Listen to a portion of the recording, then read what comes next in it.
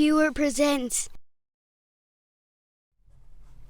So, welcome to LiberalViewer Sunday Live Clip Roundup. Thanks for joining me. I've picked out 30 of the weekend's best clips for what should be a really interesting show for you tonight. This week, all my clips come from the Sunday morning news analysis shows from the big five corporate outlets of ABC, NBC, CBS, CNN, and Fox News, the so-called corporate media here in the United States. This week, I have no political comedy clips, at least officially, because both HBO's Real Time with Bill Maher and NBC's Saturday Night Live were off this week, so I guess we'll have to find what political comedy we can from the actual news clips and topics. As for this week's topics, you can see all 4 of the main topics I'm covering listed and described down in the video description. And if you're watching the recorded version of the show, you should see time indexes down there to skip to the topics that most interest you. And whether you're watching the show live or as a recorded show, I put a link down in the video description to my clip list in order for the 30 clips I'm using, where the title of the clip files are also my notes to myself. You sometimes see me using the list during the show, and now you can read those notes for yourself if you're interested and try to decode my sometimes cryptic notes. As for the order of the topics, this week I'll start with the Benghazi hearings last Thursday, which most viewers saw as a win for Hillary Clinton and her campaign for president. Then I'll move on to the Democratic side of the 2016 presidential campaign.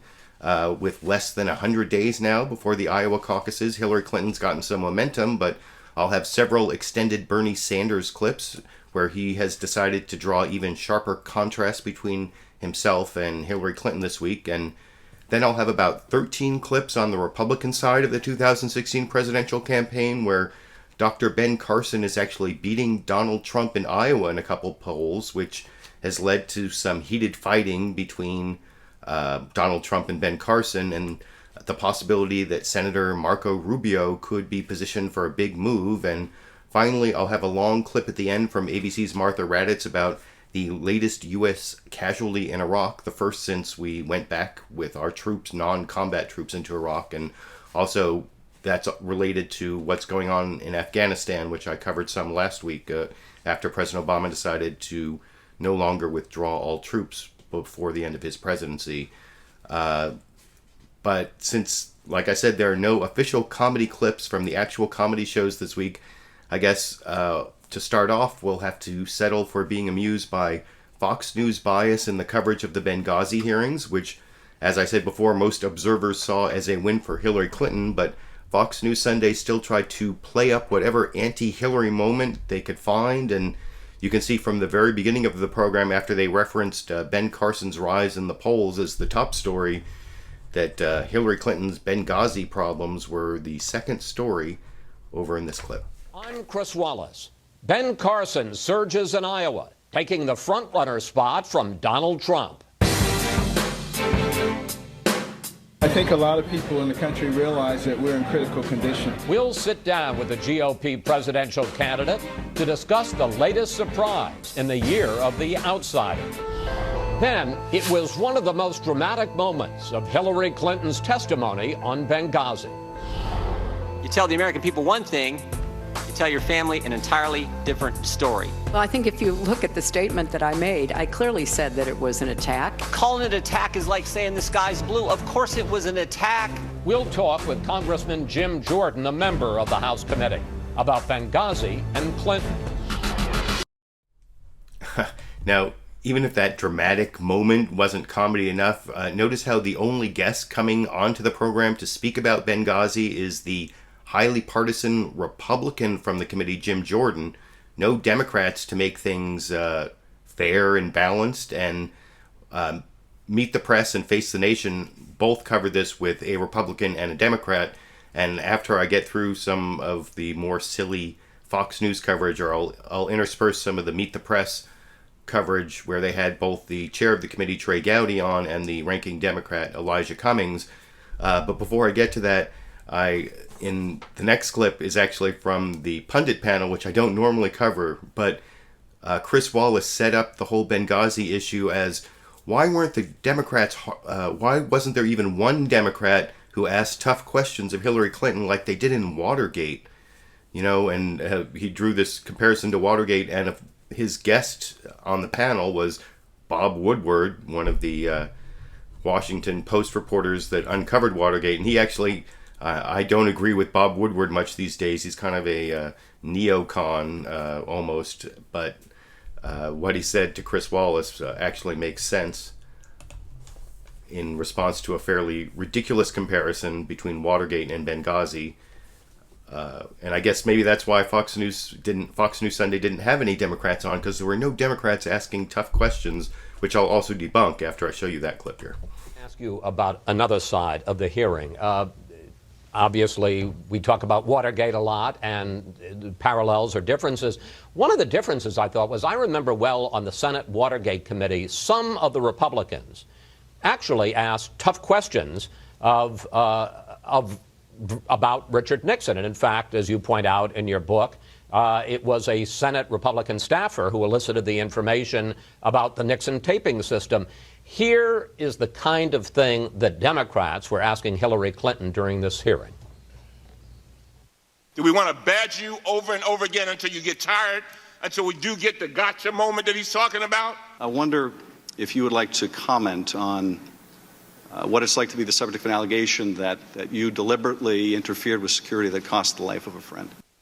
Are you surprised that not a single Democrat on that committee had a single pointed question for Clinton about the very real issue about what happened in Benghazi? Well, Watergate was about a series of crimes, well established, and so it was the Republicans who eventually turned on Nixon, and it was a bipartisan inquiry. Here it's not. It clearly is partisan. And, you know, look, But the death of those 4 Americans isn't partisan. No. And her conduct there are isn't. Legitimate questions here. But they didn't ask him. Yes. Well, but here's the issue. You have inconsistencies, but this is a tragedy, and it should be investigated. You're right. And she should answer, and, you know, she did or attempted to answer all of those questions. But there's no crime here on her part. And to try to criminalize this or suggest it, as some people have said, oh, she'll be in jail or so. I mean, there's no evidence of a crime. There is evidence of inconsistency. I mean, my God, this is our business, our lives. People saying one thing privately and saying something different publicly. Well, does that bother you that? And he goes on to talk about that other premise of the Fox News coverage that I'll get to in a minute, although I'm not going to show more Bob Woodward. But there are 2 kind of ridiculous premises of that question. One is that somehow Benghazi is like Watergate, and so Democrats should be turning on Hillary Clinton like Republicans turned on Nixon, when there's no actual scandal involved in Benghazi. It's like, I think I talked about, I can't remember who said it, that Benghazi is a tragedy in search of a scandal, and so there's no scandal there. But then even the other premise of Chris Wallace's question there, that Bob Woodward didn't even address or contradict, was the fact, or the idea, that Democrats asked not a single solitary confrontational question of Hillary Clinton, which actually wasn't true. You'll see over on Meet the Press, where I thought Chuck Todd did ask definitely more confrontational questions of both the Democrat and the Republican from the Benghazi committee he had on. The first one, or actually he had on Trey Gowdy first, and then Elijah Cummings. But the first clip I'm going to show is of the ranking Democrat on the select Benghazi committee, Elijah Cummings, who you actually saw in that last clip briefly that Chris Wallace showed. And he was a guest on Meet the Press, and Chuck Todd asked why there were so few confrontational Democratic questions, and they actually had a count. I think it was like 64 to 16, or, well, you'll see in this clip. And Elijah Cummings actually had a fairly good answer for the question, and the facts were definitely more accurate than the not a single solitary question that Chris Wallace said over on Fox News Sunday, as you can see in the Meet the Press clip over here. Good to be with you. Let me start quickly with I guess the one issue that a lot of people had with how the Democrats handled themselves. We tallied up 68 total questions to Secretary Clinton. 16 of them, at best, could we call challenging. Why did you guys choose a strategy of shield rather than a strategy of really what Tammy Duckworth did, probably the one Democrat that did it the most, of conducting a hearing, asking questions about the security situation? From the very beginning, Chuck, I said we were looking for the truth, the whole truth, and nothing but the truth. And in many instances, we found ourselves having to not defend Secretary Clinton, but to make sure that the record was complete. And I'm glad that the public had an opportunity to see all of that. And I mean, when you look at what we were asking about, they were the things that went to Benghazi, the things that we were supposed to be dealing with from the very beginning. And when the families came in, many of them with tears in their eyes, they asked us to only do three things. One, they asked us to make sure that that we made sure that this did not happen again. They wanted us to look for the facts, more facts than we already had. And they asked us for one final thing. They asked us to make sure that we did not turn this into a political football. So all we were trying to do is make sure that we defended the truth. So, I mean, if you watched the Benghazi hearings, and I watched, I think, maybe 9 or 10 of the 11 hours. That's how masochistic I am when it comes to being a political junkie. I think I missed a little bit, and I definitely missed like about an hour at the end, which I may go back and watch. That's how strange my priorities are sometimes on how I use my time, because I want to like watch that last hour where things got really intense, which I missed, but I still have recorded.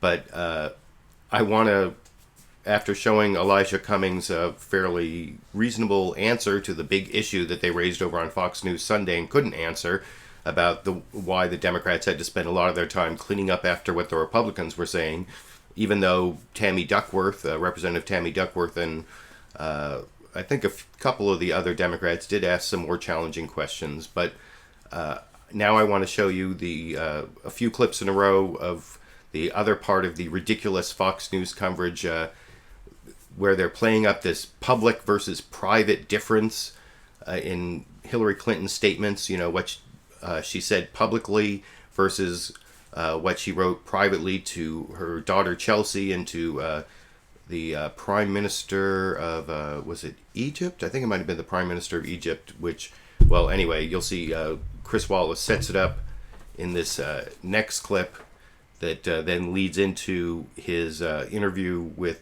that partisan Republican from the Benghazi committee, Jim Jordan. Here, you can start with that clip.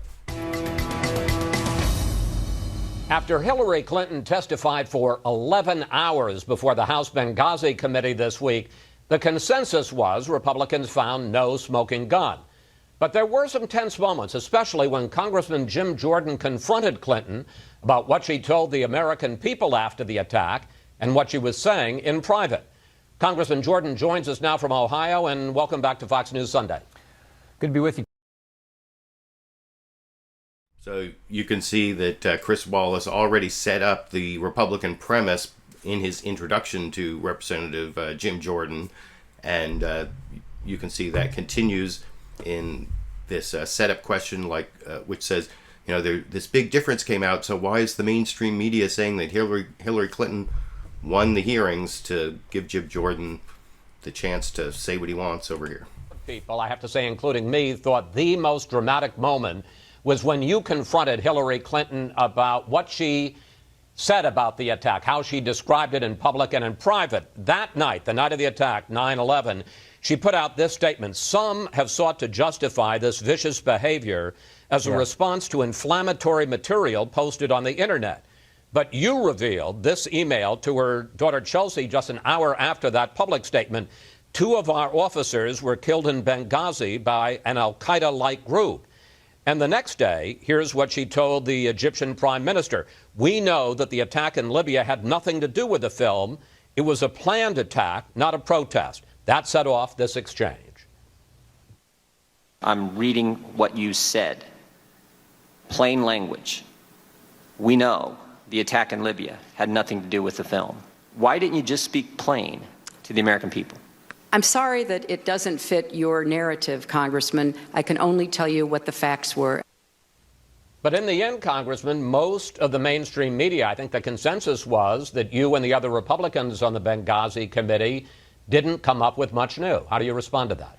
Well, I think it is new to tell the American people that she said something completely different in private. She was telling the truth in private. She was telling spin to the American people. I mean, who talks in language like that? Some have sought to justify this vicious behavior as a response to inflammatory material posted on the internet. Contrast that with what she said to the Egyptian prime minister. We know the attack had nothing to do with the film. It was a planned attack, not a protest. That's plain language. That's being straightforward. That's being forthcoming. Why didn't she talk in those kind of terms with the American people? And here's why it's relevant, Chris. At the end of that hearing, we asked her relative to her email situation. You know, her and her legal team determine which emails are public, which emails are work-related. And we said if the FBI finds, remember, the FBI's got her server. They're going through that. If they find deleted emails, will Clinton and her team agree to allow a neutral third party, like a retired federal judge, to examine those deleted emails and determine if some of those are applicable to our investigation? Her response was no, they wouldn't agree to that. So we have her doing all this spin the night of the attack.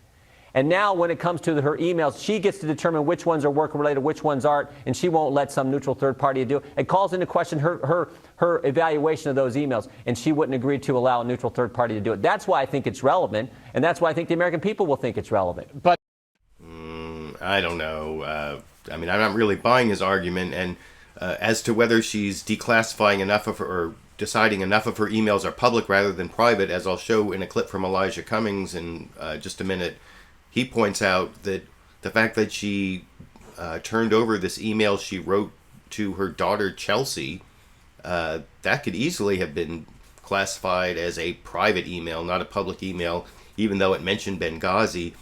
And even though Hillary Clinton didn't use this explanation when she was testifying, I think there's a really good explanation for why the statements of Hillary Clinton as Secretary of State and Susan Rice when she went out on all those Sunday morning news shows are different than what Hillary Clinton herself might write to her daughter Chelsea or even to the Egyptian Prime Minister. And that's because those public statements that reflect the administration position aren't just written by Hillary Clinton. They're written by this committee that, you know, includes like the State Department and the CIA and someone from the White House. And if you've been following this forever, as I've been covering on the Sunday clip roundup, you know that there were all sorts of people who write the talking points and the administration statements, which of course are going to try to build on previous statements so there'll be some consistency.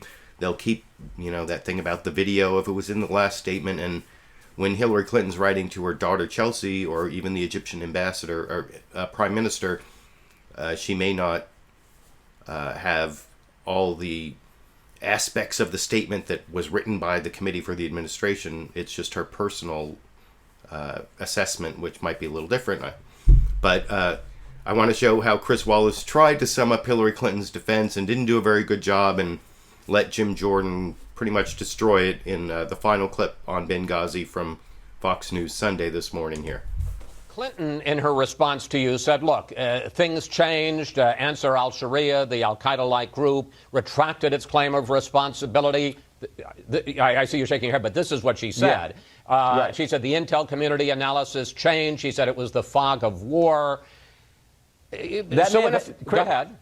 Chris, that may have happened, but her public statements didn't change. They continued all the way through. Susan Rice, 5 days later on 5 different TV shows, said the same thing. She said it was a consequence of the video. So things may have changed, and intel reports may have changed, but their public statements didn't. They knew the truth from the get-go, and they didn't level with the American people. And I think they didn't level with the American people because Libya was supposed to be their baby. This was supposed to be the shining success story for the Clinton State Department, the Obama White House, and they couldn't have a terror attack here just 56 days before an election, so they had to stay with this muddled-up narrative about a video-inspired protest leading to an attack. They stuck with that all along, so that didn't change.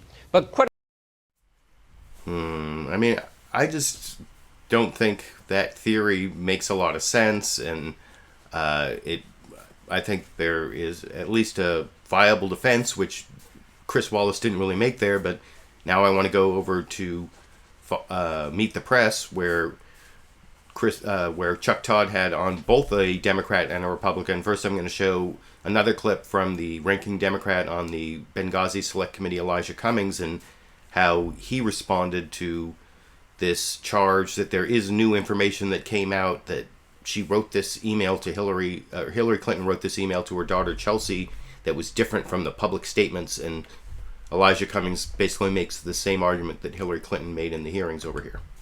Well, there was one new fact, I think, that a lot of people came away with, and that was the characterization of the attack itself. And there's always been this controversy that the White House was conflating the video issues that took place versus what happened in Benghazi that night. One of the emails that was turned up was an email Secretary Clinton sent. I'm going to put it up here to her daughter Chelsea Clinton, who, by the way, used the pseudonym Diane Reynolds in her emails. And on September 11th, that night, Secretary Clinton classified it as a terrorist attack by an al-Qaeda-like group. 3 days later, Secretary Clinton said this. We've seen the heavy assault on our post in Benghazi that took the lives of those brave men. We've seen rage and violence directed at American embassies over an awful internet video that we had nothing to do with. Did that trouble you that there were two stories here, and does that deserve an extra line of inquiry? No, not at all. As a matter of fact, I thought the Secretary explained it very well. Remember what she said during the hearing, and she said this over and over again, that on the night of the incident, Ansar al-Sharia said that they had committed this offense. So when she was writing a note to her daughter, emailing her daughter, and making those statements, that was one thing. The next day, and they, by the way, they were getting intelligence from a lot of folks. And that some of it said it was with regard to the video. Others said that it was an attack. And so, therefore, the information was fluid. And the information that she got, even from the intelligence community, was a little bit mixed. So she was basically talking about what she knew at those moments. And I got to tell you, Chuck, one of the things that we have to give her credit for is when she was turning over her emails, that email to her daughter, you could have easily considered that personal. But right, because she mentioned the attacks, she included that in the stacks of emails that she turned over to the committee. And that just goes to show you that she was trying to do the right thing. So that's a good point that Representative Elijah Cummings made at the end there, that I mentioned that before, that Hillary Clinton turned over this email that she wrote to her daughter Chelsea, even though it may not have necessarily, or didn't necessarily have to be classified as a public email, because it was kind of a private email to her daughter. I noticed over on the pundit panel on Fox News Sunday, they raised the question of whether she gave classified information to her daughter there by saying it was an al-Qaeda-like group, but I don't know that necessarily would be classified information, given that that group had taken public responsibility on a social media site, so that doesn't really seem classified. But I showed that Chuck Todd asked some fairly confrontational questions to Elijah Cummings in both that last clip and then the previous clip I showed. And now I want to show how Chuck Todd also took on the Republican from the Benghazi committee, unlike Chris Wallace, who did not ask very confrontational questions of Jim Jordan. This is actually the chair of the committee, and he made kind of a gaffe after the 11 hours of hearings in the evening. He was asked by a reporter what new information they had found with the 11 hours of testimony from Hillary Clinton, and he basically couldn't come up with anything. And that was a pretty big admission, I thought, from Representative Trey Gowdy on the day of the hearings, and Chuck Todd asked him about it, and his answer wasn't that much better. There was like a lot of rhetoric in there about not taking responsibility, but not really much new information over in this clip. We're going to start with Chairman Gowdy. Chairman, good morning, sir. Good morning to you and to Mr. Cummings. Let me start with playing a clip of something you were asked on Thursday evening after the hearing. Here it is. Well, when you say new today, I mean, we knew some of that already. We knew about the emails. In terms of her testimony, I don't know that she testified that much differently today than she has the previous time she's testified. So I'd have to go back and look at the transcript.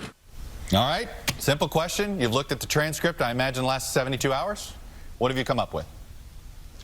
Well, I think there's some new information, Chuck, and some clarifying information in all three tranches of Benghazi. If you look at the tranche that I think Secretary Clinton has the most information on, it's that first tranche, the before When she's asked whether she takes responsibility, she says yes. But when you ask responsibility for what, I can't tell you what she's taking responsibility for. And my main fear there is, how are we better prepared to avoid the next Benghazi if we don't fully understand who made the errors and where the errors were made last time? So with respect to responsibility, with the placing of the mission, with the request for more security, you know, I have a perspective which is rooted in the previous ARB that the Secretary of State himself or herself should do that personal review. Right. Her position is that there are people and processes in place, and she relies on security experts.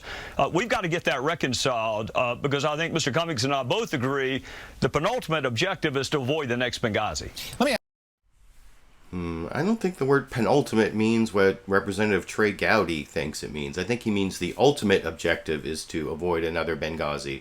The penultimate objective would be the second to last objective, which he never really said what the ultimate objective was there. So I think he doesn't know. I don't think that word means what you think it means, to quote the Princess Bride there for a minute. But I also want to say that I don't think that he really answered the question any better after 72 hours about what the new information was.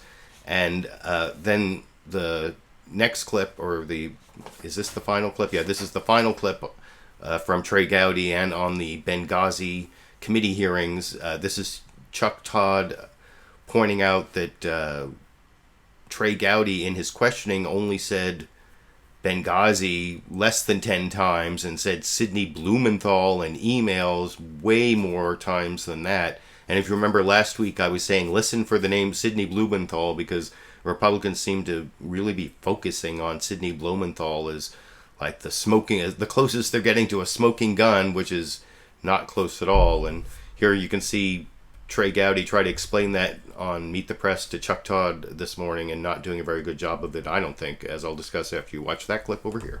Let me ask you, we did a little calculation here on the number of words that you used during the hearing. You said the word Benghazi 17 times, Blumenthal 35 times, emails 76 times. You had made a promise that you were keeping the focus on Benghazi. Do you feel as if you did as much, or, you know, even some Republicans were wondering why you were going down the Sidney Blumenthal, what some called a rabbit hole? Well, I don't think it's a rabbit hole, Chuck, and I'll tell you why. I mean, I respect the fact that other people have different perspectives, but to me, those are not Sidney Blumenthal's emails. They are Secretary Clinton's emails to or from Sidney Blumenthal, and every one of them relates to Libya and Benghazi. So I'm not reading Blumenthal emails about bridesmaids' dresses or wedding plans or yoga. These are all about Libya and Benghazi, and to the extent that he was one of the more prolific emailers to her on the subject matter, how do you not ask, how does this person who has no formal role in government and no expertise in Libya or Benghazi, how does he have unfettered access to you? But the ambassador, there is not a single email to or from him. So I get that people want to refer to these as Sidney Blumenthal emails. They're Hillary Clinton emails that she received from him. And frankly, I think it'd be a dereliction of duty if you didn't ask about him. Well, no one is questioning whether to ask about him. I think it was the amount of time spent on it. It seemed like a larger portion of time was spent on that. For instance, I didn't hear as many questions that I expected to hear on the Libya policy in general. You know, the vacuum that was left that ultimately created the security situation that we had in Benghazi that led to the death of 4 Americans. I think Peter Roskam and Mike Pompeo both asked maybe all of their series of questions on the TikTok memo, and I remember Susan Brooks having a stack of emails in 2011 versus 2012. And 2011 there was a heightened interest in Libya and Benghazi. In 2012 it appeared to dissipate, at least according to the email. So I mean, Chuck, as you know, when you go into hearings, each of the 7 members has his or her own lane. That's what they're going to ask on, and I do think it is relevant on 2 different levels. Whether or not his emails were solicited or unsolicited, you can certainly argue is irrelevant. But she said they were unsolicited, and I do think credibility is always relevant. If they were truly unsolicited, then she wouldn't have changed her testimony on Thursday. Let me ask you this. Yeah, that was the last clip on Benghazi I want to show, and So that last thing he was talking about, how she had to change her testimony on whether the emails from Sidney Blumenthal were unsolicited, I thought that was like the most ridiculous gotcha moment from the hearings, where she was caught in a lie, supposedly, because she replied to emails from Sidney Blumenthal and said, tell me more about that, or, that's great information, or, some other like fluff response you might send to someone, even if you don't really care what they're telling you, which is what her story is. Or I don't know what you think about Sidney Blumenthal, but the idea that somehow she was lying when she said they were unsolicited because she replied to some in a somewhat encouraging way, I don't know. That doesn't seem like perjury or any smoking gun to me, but you can let me know what you think down in the comments section, even though I started the show a little bit early again this week because of some family events. I had to juggle things around and try to get started a little earlier. I notice I do have just about 90 people watching live, and I'm reading your comments. It's some of the regulars and some people who maybe are being able to join who can't usually join because I'm on at earlier time this week. I don't know. Probably won't be doing that again next week, but I have a little more flexibility because I'm capturing and processing the clips a little more efficiently, so I can start earlier if it's necessary. Anyway, I do want to move on to the next topic, which is kind of related to the last topic. So since everyone seems to agree that Hillary Clinton won the Benghazi hearings, and all the pundits immediately said Hillary Clinton won the Democratic debates, and even though the flash online polls showed Bernie Sanders won the debate, some of the more scientific polls later, and the polls of who's actually winning in Iowa and nationally and New Hampshire show something of a bump for Hillary Clinton, which led most of the news programs to put together reports saying that Hillary Clinton was having a really good 10 days in her campaign and had gained a lot of momentum. I think over on NBC's Meet the Press, they almost suggested that these were the 10 days that she won the nomination and possibly the presidency, or, well, I'll talk about that a little more if you watch that story. Just a little bit under 3 minutes from Chuck Todd on Meet the Press this morning here. It would be hard to imagine a campaign stretch that could have gone better for Hillary Clinton. A debate win, Joe Biden deciding not to run, and then Clinton coming out on the other side of the Benghazi hearings looking politically a lot better than the Republican committee members. Substance is another story, perhaps, for the general election debate. At the very least, Clinton won by not losing, a capstone to a 10-day period during which she tightened her grip on the Democratic nomination. Did any of you see our debate in Las Vegas? Last night, a victory lap, capping 10 pivotal days. If Hillary Clinton wins the Democratic nomination, Will you all caucus for me on February the 1st? October will go down as the month she secured it. It's been quite a week, hasn't it? In September, Clinton was licking her wounds, leading Bernie Sanders in national polls by just 7 points, forced onto TV to explain the growing storm over her emails. You know how much I love being interviewed. What a difference a month makes. From October 13th, when Clinton quieted Democratic nerves at the first debate, with an assist from Senator Bernie Sanders. The American people are sick and tired of hearing about your damn emails. To October 21st, when Vice President Joe Biden bowed out of the race. I believe we're out of time. Ending 82 days of speculation about his own presidential ambitions. We're old friends. We had a good talk. If I know Joe, he'll be right there with us on the front lines. To October 22nd, when Clinton survived an 11-hour hearing largely unscathed. I'm sorry that it doesn't fit your narrative, Congressman. I can only tell you what the facts were. A string of successes has persuaded Democrats that she's worth rallying behind. At that Benghazi hearing, Clinton was good, not great, but her opponents made her look polished and presidential by comparison. I can pause while you're reading your notes from your staff. And I'm happy to bring breakfast in, but when we ask a yes or no question, it'd sure be helpful if we could get to the answer. On Friday, the nation's largest public employee union endorsed Clinton. Progressive blogger Marcos Moulitsas tweeted, Hillary was meh with significant portion of the activist left. Thanks, GOP, for helping change that. I don't know what y'all were doing Thursday. I had a rough Thursday, and Clinton's challenges are hardly over. As she was testifying, FBI Director James Comey was answering questions in the building next door about the ongoing investigation into her use of a private server. I'm confident we have the people and the resources to do it in the way I believe we do all our work, which is promptly, professionally, and independently. But Clinton has comforted Democrats who needed persuading that their frontrunner is determined to win. Back in a moment. So that's the NBC report about Hillary Clinton's big 10 days that maybe won her the nomination. I know that of the Democrats and liberals and people on the left in my viewership that I think I have more supporters of Bernie Sanders than Hillary Clinton. As I've discussed in the past, I'm more leaning towards Bernie Sanders than Hillary Clinton.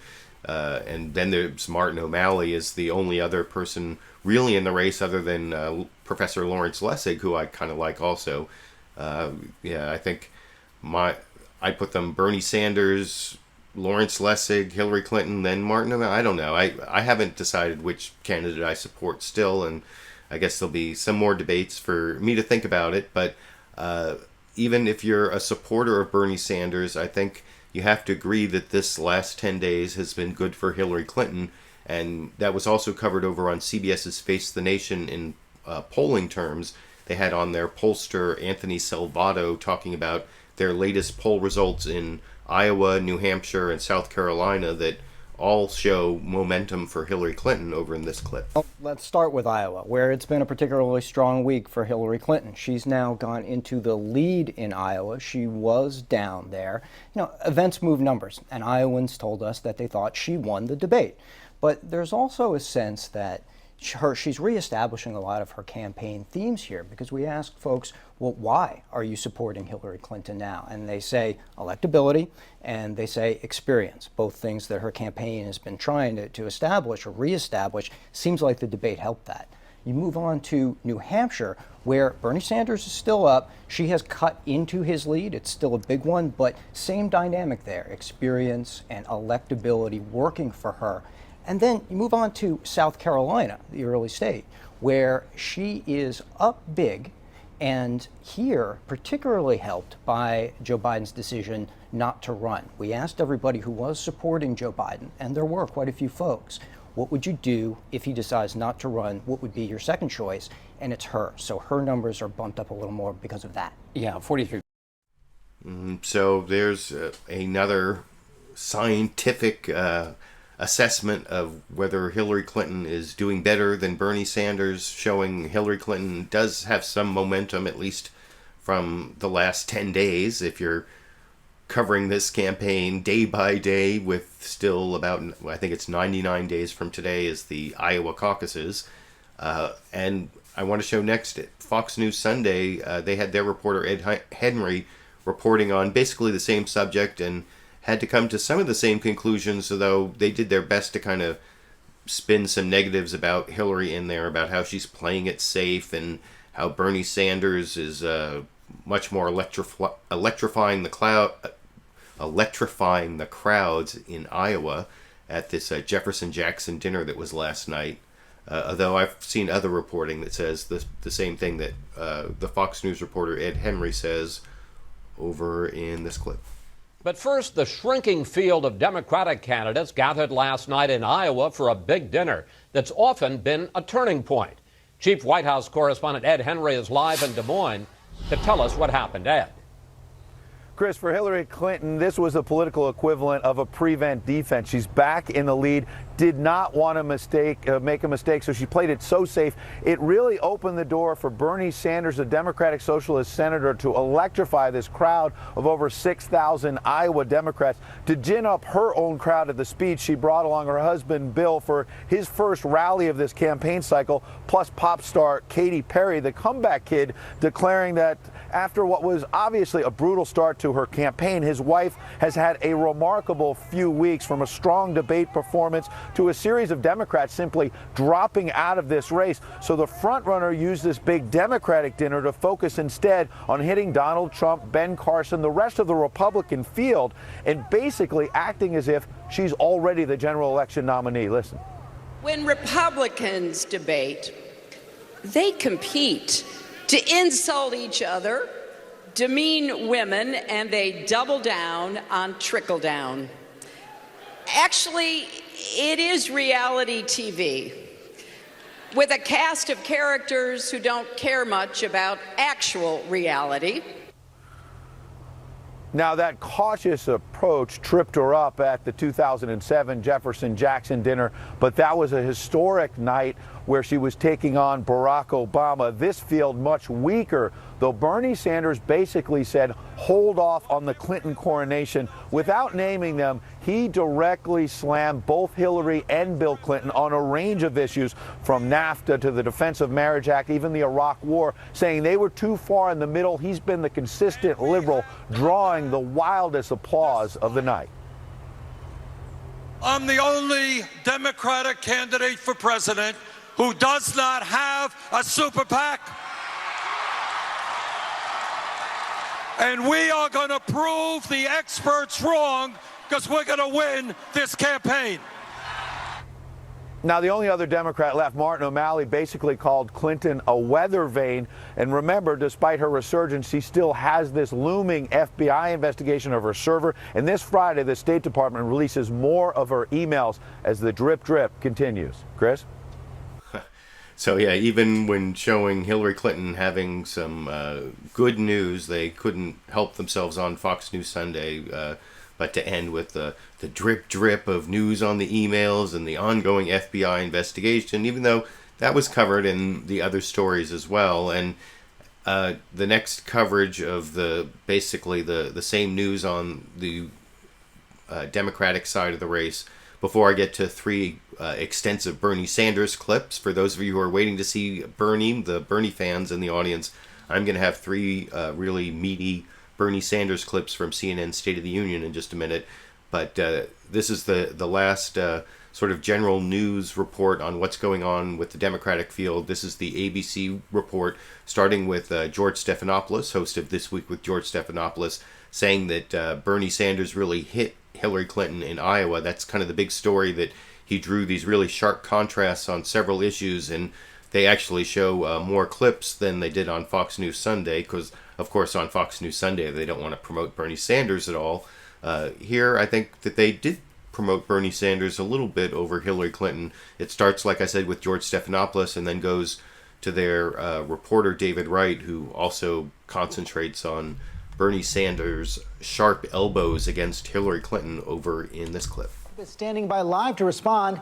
And on the Democratic side, Bernie Sanders strikes the sharpest contrast yet with Hillary Clinton, echoing the Iowa speech that launched Barack Obama's campaign 8 years ago. ABC's David Wright was there, and he starts us off from Iowa. Good morning, David. Good morning, George. Bernie Sanders never mentioned her by name, but as he ticked down the issues, the environment, the Iraq War, same-sex marriage, he made the case that his views haven't changed with the polls. Sharp elbows there, just as Clinton was beginning to breathe easy. 99 days until the Iowa caucuses, and Hillary Clinton is enjoying a comeback. Her fans and supporters gathered early, serenaded by pop star Katy Perry, dressed like a patriotic superhero. Clinton is the woman of the hour, but does she have the nomination locked down? She got a warm reception last night. I'm not running for my husband's third term, and I'm not running for Barack Obama's third term. I'm running for my first term. But don't count her opponents out just yet. Everybody's saying it's all over. Did you not get the message? Vermont Senator Bernie Sanders laughs off that suggestion. I think we are going to prove the pundits wrong again. I believe we're going to make history one more time. He's now taking some of his sharpest shots yet at Clinton, calling her out for flip-flopping on the president's new trade deal, for instance. Clinton had called it the gold standard. Now she's against it. That agreement is not now, nor has it ever been, the gold standard of trade agreements. I did not support it yesterday. I do not support it today, and I will not support it tomorrow. Still, it caps off what may be Clinton's best week since she announced her candidacy. Not only did 3 potential rivals, including Vice President Biden, clear out of her path, but she managed to hold her own at the Benghazi hearings. I'm sorry that it doesn't fit your narrative, Congressman. I can only tell you what the facts were. But Clinton's worst enemy could still be herself. There's still that FBI investigation of her email server, and the fact she's a partisan lightning rod. Hillary Clinton. Hillary Clinton. Hillary Clinton. Her own remark calling Republicans enemies prompted Joe Biden to chastise her. I don't consider Republicans enemies, they're friends. Clinton still needs to prove she can unite people. The nomination is clearly hers to lose, but Hillary Clinton has been there before. And the fact on the ground here is that Katy Perry aside, Bernie Sanders is generating more excitement as measured by larger crowds and smaller donations. He's a force to be reckoned with. George?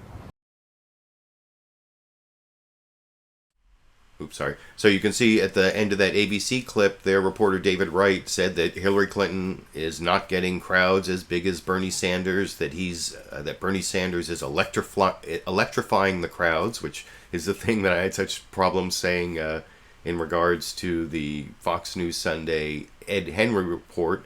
That was something you heard that ABC and Fox News both reported, and you can contrast that to the Chuck Todd report I played couple clips before that, and then the polling from CBS's Face the Nation.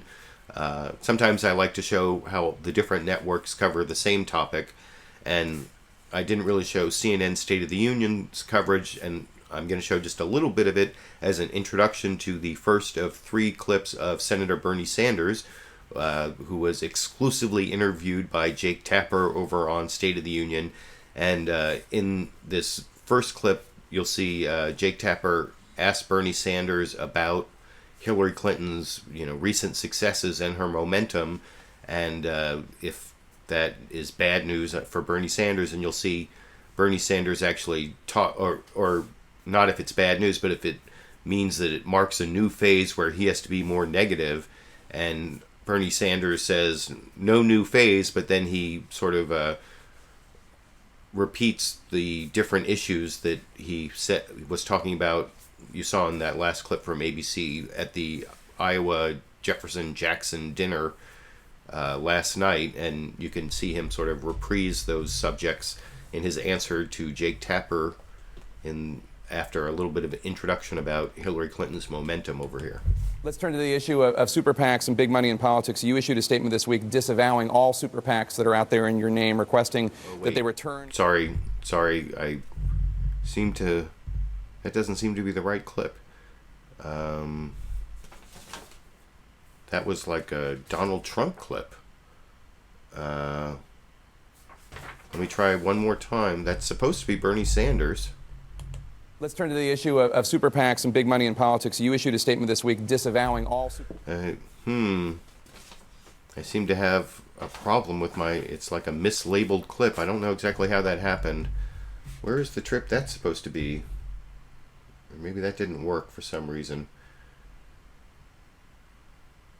That's supposed to be clip 27. Okay, well, what happens? Oh, it's a...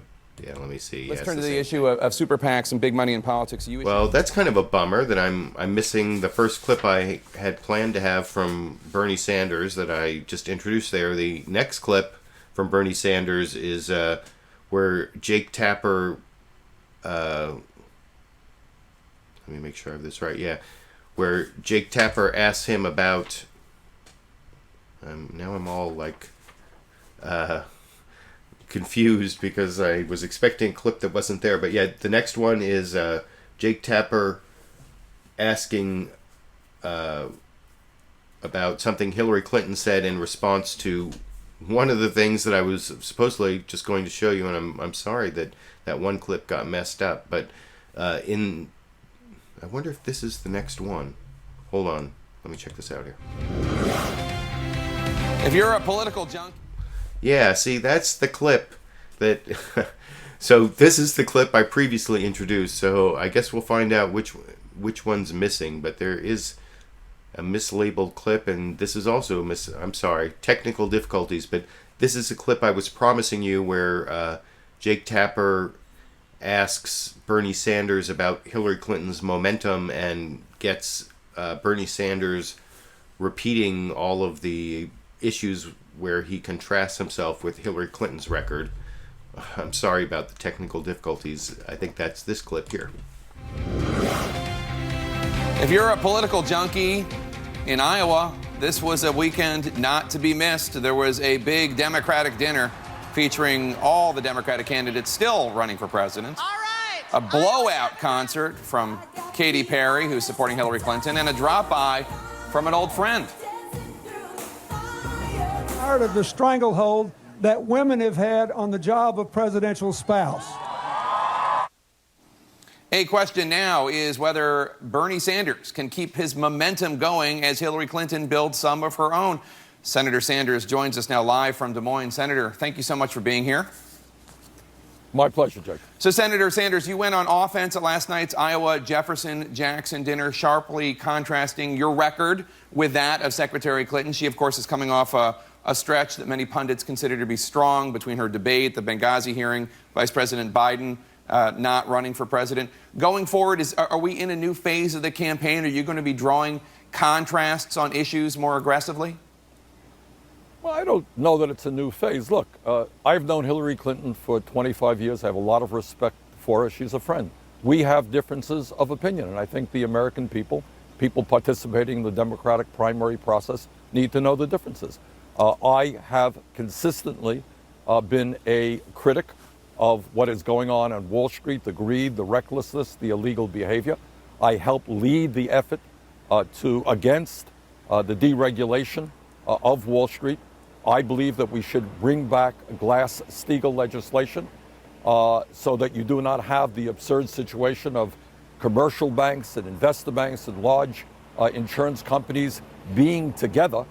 You do not have 6 financial institutions having assets equivalent to 60% of the GDP with all of the economic and political power that these banks have. I think you've got to break them up. That has been my view for a very, very long time. That is not Hillary Clinton's view. I believe that NAFTA and CAFTA and permanent normal trade relations, trade agreements have been a disaster for American workers. That over the last 14 or 15 years, we've lost tens of thousands of factories, millions of decent paying jobs from the very beginning. Mm-hmm. I understood that the Trans-Pacific Partnership was a bad trade agreement. Yeah. I didn't have to do a whole lot of thinking about it. Keystone Pipeline, the same thing. War in Iraq, same thing. So yeah. I have been consistent over the years, and I think it's important for the people to know that. So that's Bernie Sanders kind of reprising the subjects that he talked about at the Jefferson-Jackson dinner last night. That was the first clip I had promised you that I thought was missing, and it's actually mislabeled. And the next Bernie Sanders clip is mislabeled. And then the missing Bernie Sanders clip, I'm sorry to say, is the one in which he talked about, I wonder if I can process, maybe I'll try to process it while I'm playing you the next clip. I'll see if I can do it. I've never done this before, like processing a clip during the show. It's kind of dangerous, but this next clip is 3 minutes long, so maybe I can do it. This is Bernie Sanders in this next clip talking specifically about Hillary Clinton's defense of her of her husband, Bill Clinton, signing the Defense of Marriage Act and saying that it was actually a defensive move that helped gay people in some way. And Bernie Sanders pretty much debunks that, and maybe I can process the next clip I was going to show, but I'll see what I can do while you're watching this clip over here. People to know that. And one of the issues that you drew a contrast with on Hillary Clinton last night had to do with the Defense of Marriage Act, which Bill Clinton signed into law. I want you to take a listen to what Hillary Clinton had to say on Friday about her husband signing that law. DOMA was a line that was drawn that was to prevent going further. It was a defensive action. It was a defensive action. the culture rapidly changed so that now what was totally anathema to political forces, they have ceded. Senator Sanders, you voted against the Defense of Marriage Act. Hillary Clinton is calling it a defensive action. Last night you said some are trying to rewrite history. Well, I think the history on that is pretty clear. The Republicans came into Congress. Many of them, I'm sorry to have to say, were homophobic. They saw it as a good political issue. And what they were trying to do is make it impossible for gay couples to be married, to get benefits from the federal government, to have marriage in one state be accepted and recognized in another state. I think everybody at the time knew this was simply homophobic legislation. And I have to tell you something, Jake. You know, the vote that I cast, the vote on that was just overwhelmingly for DOMA, because I think a lot of members of Congress were nervous about going home. And it was not an easy vote. I voted against DOMA because I thought then and I think now that people have the right to love those folks that they want to love and get married regardless of their sexual orientation. It was not an easy vote, but that was the issue. Right. And I think everybody at the time knew what was going on. You're calling that legislation homophobic. Hillary Clinton is out there saying that Bill Clinton signed into law this legislation you called homophobic. She said that it was done as a way of being defensive to protect gay rights. No, I would not agree with that assertion. I think, look, and in fact, you know, what that legislation was initiated not by Bill Clinton. He signed it. It was initiated by Republicans in the House. He ended up signing it, not vetoing it. But to my mind, I think the evidence is very, very clear that legislation was anti-gay legislation. It was playing off the fears of a lot of Americans. Now, the good news is, as Hillary Clinton just indicated, the culture has changed radically. We have become a far less discriminatory society. Gay rights and gay marriage is now legal in 50 states in this country. We should be very, very proud of it. We have come a long, long way since that vote in 1996. So I thought that was a pretty good refutation of what Hillary Clinton said defending the Defense of Marriage Act, which was pretty easy to be against back when Clinton signed it in the 1990s, and Bernie Sanders voted against it, so he should be able to claim that he's more consistent and has a longer history of not being homophobic than Bill Clinton and somehow by extension Hillary Clinton. The clip I cannot get because somehow it looks like I didn't capture it or I made some mistake, has to do with Hillary Clinton sort of implying that Bernie Sanders was sexist on the gun issue when he said that people who shout about the issue aren't really looking at the way that we can bring people together on the issue, or I don't know, that's not the exact quote, but Hillary Clinton had this interview where she said that those who, or maybe it was a speech, I can't remember, where she was saying that those people who think that women who are just talking or shouting, you know, that's sort of like a sexist stereotype, and in a way implying that Bernie Sanders was sexist for saying she was shouting. But he had an answer where he was saying that he was just saying that people on both sides are shouting about guns when there are a lot of common sense gun safety reforms that a large proportion of people, a large portion of the electorate agree on, and that's what people should focus on rather than the shouting. And anyway, I'm sorry I don't have that clip. It was on the clip list and I had some technical difficulties. I don't know exactly how that happened, but I'm only human, I guess. But so the next topic I want to get to, and actually the next clip is kind of a transitional clip between the Democrats and the Republicans. Before I get to the Republican side, in this clip, it's the Nerd Screen poll results that NBC News Meet the Press reported on about what the wedge issues are. They asked independents whether the Democrats or the Republicans were more mainstream on 5 issues, including gay rights. And you'll see which ones the Democrats got 3. I think I have, maybe there were, well, I shouldn't tell you because I seem to not be remembering exactly how many there were. Maybe there weren't 5. We'll see it, and I'll tell you, I'll talk a little more about what the flaw in this analysis I think may be after you watch Chuck Todd give the analysis over here. Who think Republicans are out of the mainstream, or Republicans who think it's Democrats that are out of the mainstream of American opinion. So which party really is in the mainstream? Well, in our latest NBC News Wall Street Journal poll, we asked Americans which political party is in the mainstream on these 6 issues: gay marriage, abortion, climate change, immigration, fiscal issues, and guns. Well, not surprisingly, Democratic primary voters believe they're in the mainstream on all 6 of those issues, from gay marriage down to guns. And Republican primary voters believe they're in the mainstream on all 6 issues. Somebody's got to be wrong here, right? So who do we go to figure this out? Well, you ask independents. And there's good news here if you're the Democrats, because among independents in our poll, they believe the Democratic Party is in the mainstream on 3 of the 6 issues: gay marriage, abortion, and climate change. On the issue of guns, they believe it's the Republicans that are in the mainstream, the only issue that they say the Republicans are in the mainstream. By the way, on the 2 big fiscal issues here, immigration and economic issues overall, independents believe both parties are more out of the mainstream. So what are we to conclude from this? Well, number one, look, independent voters tend to reflect the total electorate better than either party. But this is what it's going to mean a year from now.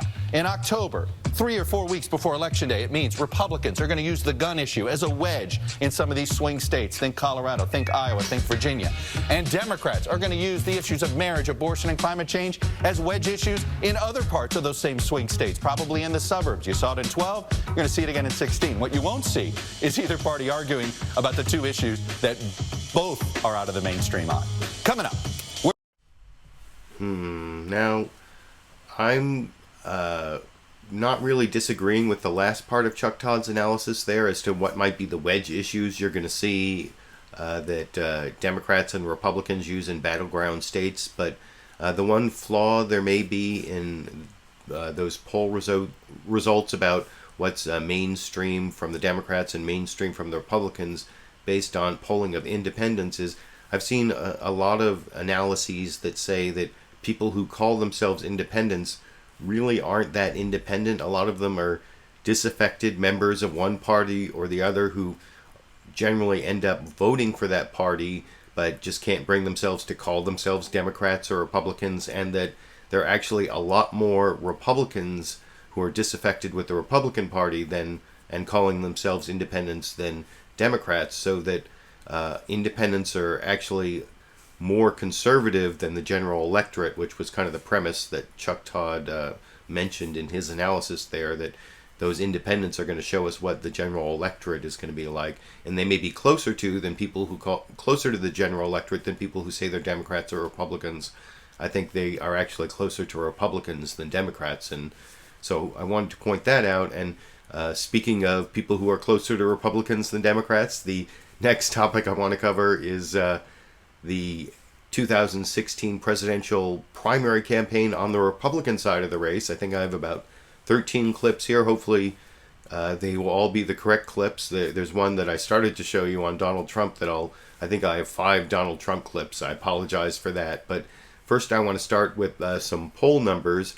This is the CBS Battleground Tracking Poll. I showed the Democratic side of this with their pollster Anthony Salvato a little bit earlier. This is the host of Face the Nation, John Dickerson, giving the results on the Republican side for Iowa, New Hampshire, and South Carolina that show Trump still ahead, but Ben Carson tied in Iowa.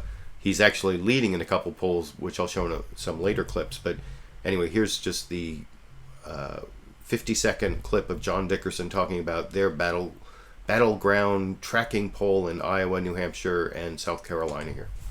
In the Republican race, it's all about Donald Trump in New Hampshire, where at 38%, he leads the pack by 26 points. Ben Carson is next with 12%, followed by the rest of the field in single digits.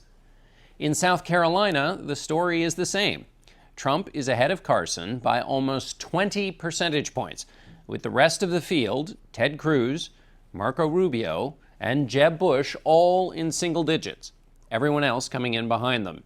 But in Iowa, the Republican race has tightened. Donald Trump and Ben Carson are tied for first place at 27%. Ted Cruz is the only other candidate to earn double digits at 12%. Marco Rubio comes in at 9%, and the rest of the field is at 6% or less. We'll have the numbers in the Democratic race. I kept that going while he said we'll have the numbers in the Democratic race, because you had to see the very bottom of the poll was Chris Christie, and he was actually over on Face of the Nation. I decided not even to show any clips of Chris Christie because he is pretty irrelevant. But the next clip I want to show isn't one of the... I'm going to get to some Ben Carson clips and some Donald Trump clips because they're the two front runners, and then I'll have a couple Marco Rubio clips also at the end of the Republican section, because he may be the sleeper establishment candidate according to some measures that I'll talk about a little later. But first I want to show the ABC coverage of the Republican race in general. Starts off with the host George Stephanopoulos saying that things are heating up between Ben Carson and Donald Trump, and then handing it over to their reporter Tom Llamas, who talks about some of the attacks. And Donald Trump actually, seems to have attacked Dr. Ben Carson's religion as a Seventh-day Adventist, although later you'll see Donald Trump deny that. But first, here's just a general report from ABC this morning here. Thanks very much. Things also heating up on the Republican side as the two latest polls show Ben Carson taking the lead from Donald Trump in Iowa ahead of this week's next big debate. Trump's still on top nationwide, and he's swinging at Carson. He's going to join us live after this report from Tom Llamas. For the 3,000 who turned out to hear Donald Trump in Florida Saturday, a different message from the brash billionaire. I'm number 2 in Iowa. I said I don't believe it. Trump, who likes citing his lead in the polls, now raising questions about them after 2 new polls show him slipping to second place in Iowa, and Trump taking new shots at the man in the lead, Dr. Ben Carson. Carson is controlled by his pack. Carson is lower energy than Bush. But it was this comment referencing Carson's religion. I'm Presbyterian. Boy, that's down the middle of the road, folks, in all fairness.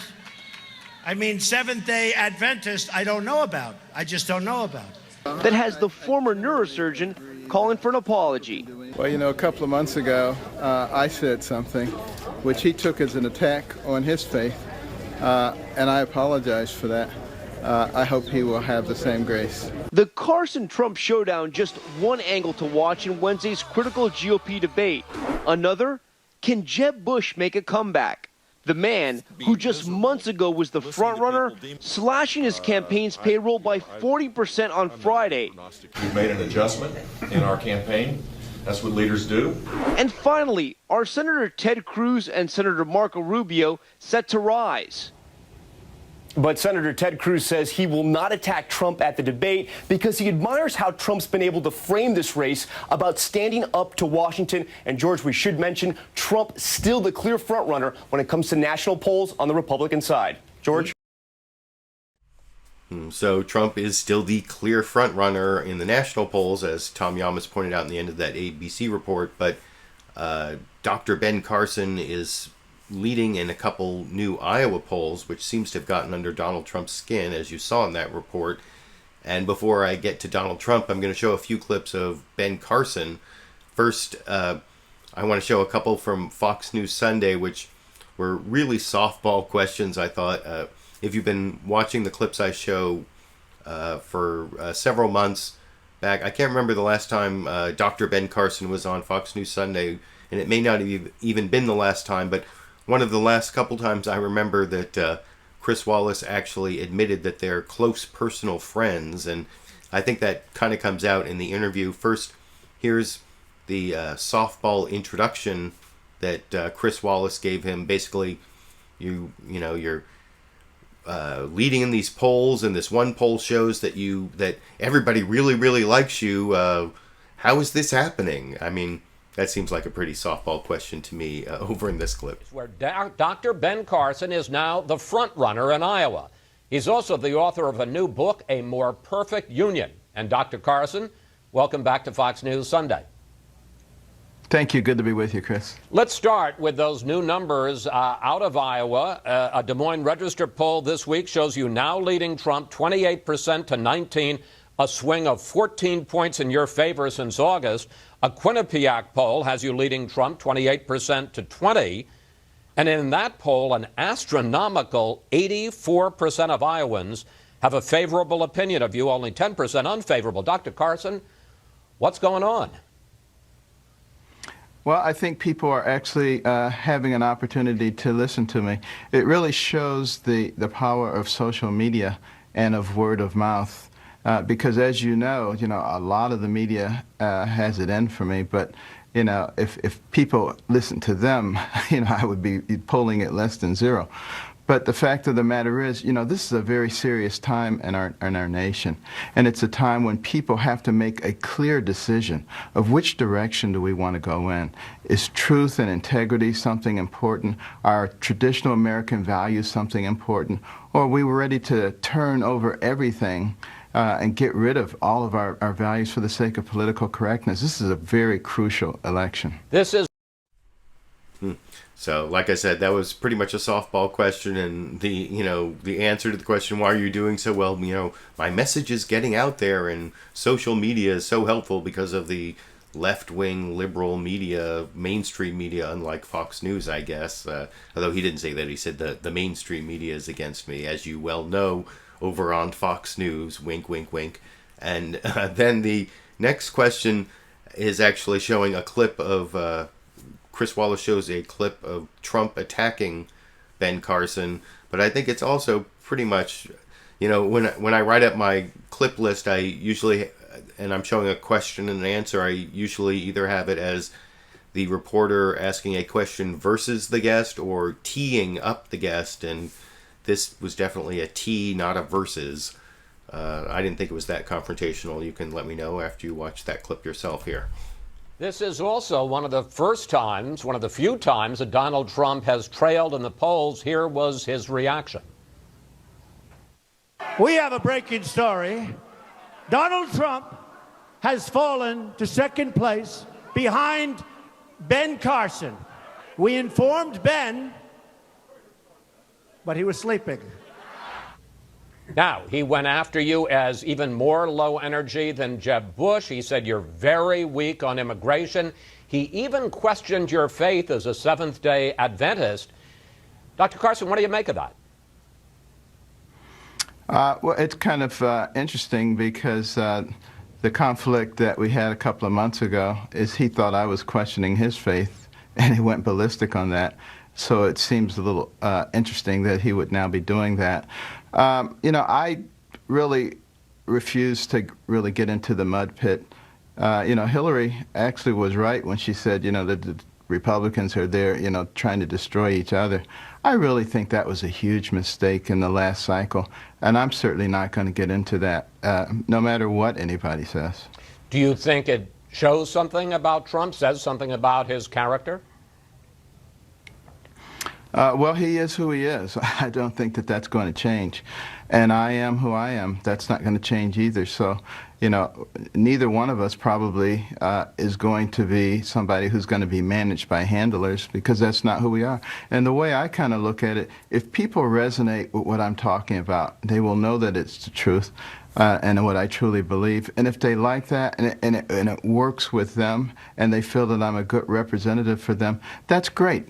I would love to have their vote. And if they don't want me, that's fine too, because I would never lie just to get an office. I wouldn't be happy and the people wouldn't be happy. You have all...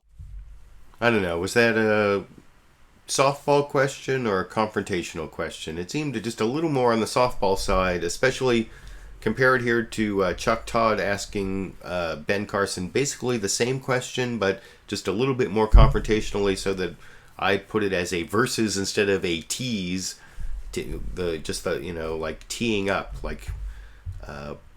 teeing up for someone to hit for t-ball or golf or whatever, not tease as in teasing someone.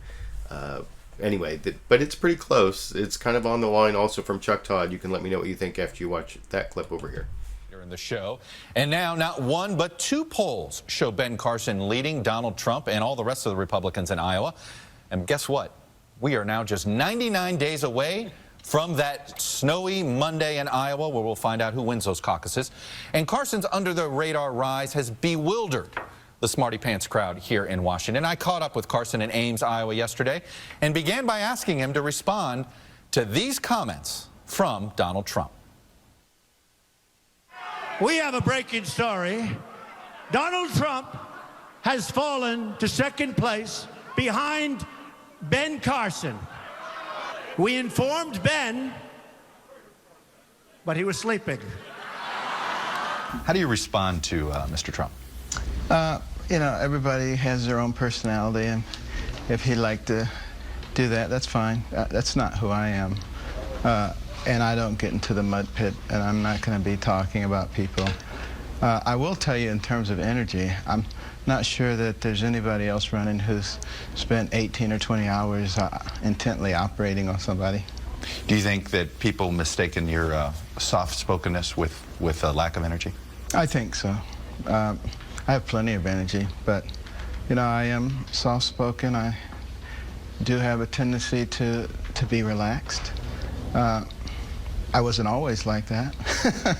There was a time when I was, you know, very volatile, but, you know, I changed. When was that? As a teenager. I would go after people with rocks and bricks and baseball bats and hammers, and of course, many people know the story when I was 14 and I tried to stab someone. And, you know, fortunately, you know, my life has been changed, and I'm a very different person now. Why do you so eat? I don't know. Maybe I'm changing my mind after watching the clip again. You know, I kind of rushed the show a little. I think that may have been more of a softball than a confrontational question from Chuck Todd there. He asked it pretty close to the way Chris Wallace did over on Fox News, and he even let him talk about his, you know, personal journey a little. Maybe I made a mistake in the way I introduced in that clip and the way I put it in my notes. Maybe that is a little bit more of a softball than I said. But anyway, like I said, you can let me know what you think down in the comment section. Now I'm moving on to 5 clips of Donald Trump. I don't know, should I apologize for that? He was on 3 different shows, and I did try to get rid of a lot of duplicative clips. I think there may be like one duplicative answer, like I just showed for contrast purposes or comparison purposes between Meet the Press and Fox News Sunday. Well, I think I have a couple of Donald Trump on sort of the same subject coming up. But first, I want to start with John Dickerson, who had on Donald Trump on the phone. Everyone had him on the phone, I think, except for, CNN State of the Union had a live interview with him, I'm pretty sure. But he talked to John Dickerson on the phone about this quote from Jeb Bush earlier this week, where he was talking about how he has better things to do than run for president, and he doesn't want to be demonizing people, or he doesn't want to be demonized by people, or feel like he has to demonize people. If you want that, vote for Donald Trump. And John Dickerson showed the end of that quote to Donald Trump and asked him, "Are you a demonizer?" And his response, of course, was to come up with a bunch of attacks on Jeb Bush, as you'll see over in this clip. Recently, I got a lot of really cool things that I could do other than sit around being miserable, listening to people demonize me and me feeling compelled to demonize them. That is a joke. Elect Trump if you want that. So he says you're a demonizer. Well, look, I'm trying to say it like it is. His campaign is in disarray. He paid one person $1.3 million, and he's languishing way, way back in the pack. But his campaign is a total disaster. He's paid people far too much. Now he's cutting everybody's salaries. And as a businessman, if he can cut salaries 40 and 50%, why didn't he do it when he started? Why is he doing it now? Why did he hire him in the first place for so much? That means they would have worked for a lot less money. But his campaign is in disarray. His whole thing is a mess. But, you know, he paid one person, as I understand it, now maybe that's incorrect, but paid over $1 million for one person. And, it's okay maybe after everything's done they get a great incentive, but he's doing very poorly. You don't pay that kind of money. So he's got some... So that didn't seem like the toughest question to ask Donald Trump, but it's kind of interesting to see him respond to the claim that he's demonizing people by demonizing people. That seems kind of silly, but I guess that's the Trump brand, at least at the moment. And the next question that I want to show isn't from CBS's Face the Nation. This is from ABC's This Week with George Stephanopoulos. George Stephanopoulos actually asked him about whether he was criticizing Dr. Ben Carson's religion in those, and he, of course, I think this was very well planned, because he said, I don't know, and now he says, all I said was I don't know, and I don't know if he meant it as a criticism or a question, or it seemed pretty politically calculated to bring up his Seventh-day Adventism, which some evangelical Christians don't consider to be Christian, which I think is part of the premise of the question that George Stephanopoulos asked over here. This morning, Mr. Trump, and let's begin with those comments about Ben Carson's religion, Seventh-day Adventist. I don't know about that. What were you trying to say? Well, I don't. I know nothing about it, really. I'm a Presbyterian, and I had mentioned that, and I did say I don't know about it, and in fact, those are my exact words. So I just really don't know about the Seventh-day Adventists. I just, and that's what I said. But why raise it at all? Some conservatives claim the Seventh-day Adventists are not Christian. Were you trying to send a dog whistle to them because Ben Carson is beating you among evangelicals in Iowa? No, not at all. In fact, I think nationwide I'm beating Ben with the evangelicals. But no, not at all. I just don't know about that particular religion. Back to my question, why raise it? Because I just said I don't know about it. I said nothing about it. I would never say bad. I'd never say bad about any religion. And as you know, in fact, I think you just had a quote on, I said exactly, I don't know about it. So, Ben Carson that's not an insult. Ben Carson has asked for an apology. Will you give it to him? Well, I didn't say anything bad about it. I just don't know about it. I would certainly give an apology if I said something bad about it, but I didn't. All I said was, I don't know about it. So you're not... So that's pretty much classic Trump, and I think that was very calculated to do exactly what George Stephanopoulos brought up there, which is to bring down Ben Carson's numbers in Iowa among evangelical conservatives, some of whom don't think that Seventh-day Adventists are really Christian. And so when Donald Trump denied that, I think that was a lie. You can tell me what you think down in the comment section, but Donald Trump lied. Oh no, my faith in humanity is now lost completely. How can I go on? I never expected that to happen. And there were several things that were disingenuous about that answer as well. But whatever. I want to move on to the next Donald Trump answer. This is over on also on ABC's This Week with George Stephanopoulos. This is actually much more important than his political calculations to bring down Dr. Ben Carson. This is where George Stephanopoulos actually tries to get substance out of Donald Trump, and that's what Donald Trump is most lacking in. That's what's going to be his downfall. If he has a downfall and doesn't get the nomination and the presidency, we can only hope. But here's George Stephanopoulos asking, how are you going to, can you tell me how you're going to deport 11 million undocumented immigrants, or I can't remember if he says undocumented or illegal, but Donald Trump's answer is basically, yes, I can tell you, we're just going to manage it so well, and we're going to keep the good people and make the bad people leave so fast your head will spin, but never really any details, which is, I guess, also the Donald Trump brand over here.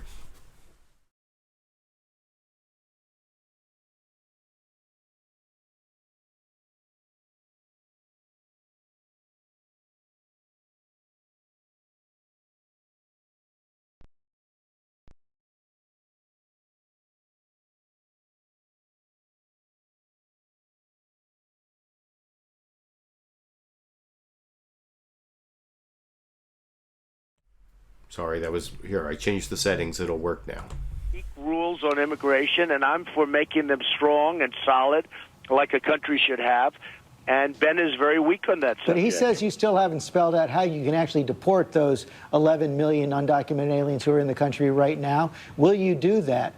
Yes, and through very good management that will happen, and the people that are really good and outstanding and have had outstanding records will come back in, and they'll come back in legally. They're going to come back in legally, so we have a country. And the bad ones, and you know there are many bad, I have been so right on that subject, and I think it's one of the reasons I'm leading in virtually every national poll and almost every state poll, frankly, including, by the way, some in Iowa. But it's one of the reasons is illegal immigration. They'll come in illegally. The ones that are bad, and we have some real bad ones in this country, they're going to get out so fast your head will spin. On health care, Ben.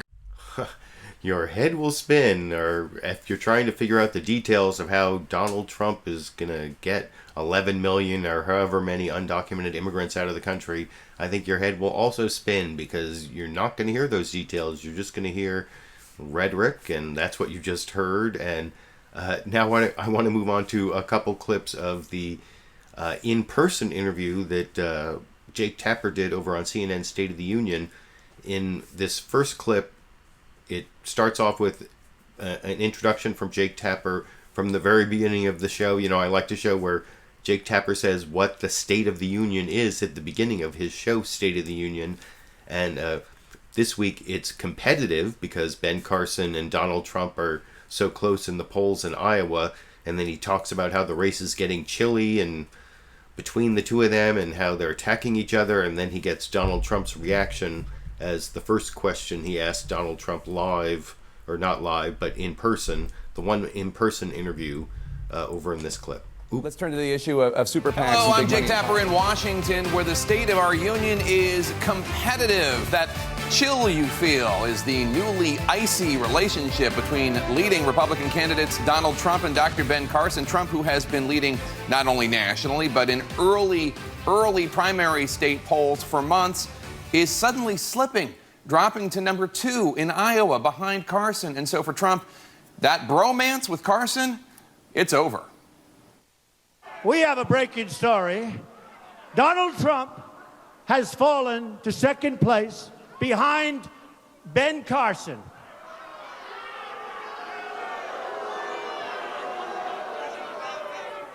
We informed Ben, but he was sleeping. Carson, too, is taking shots at Trump on immigration policy, on taxes, and even on Trump's upcoming hosting gig on Saturday Night Live. Because I think the presidency of the United States is a very serious thing, and I don't even want to begin to put it in the light of comedy.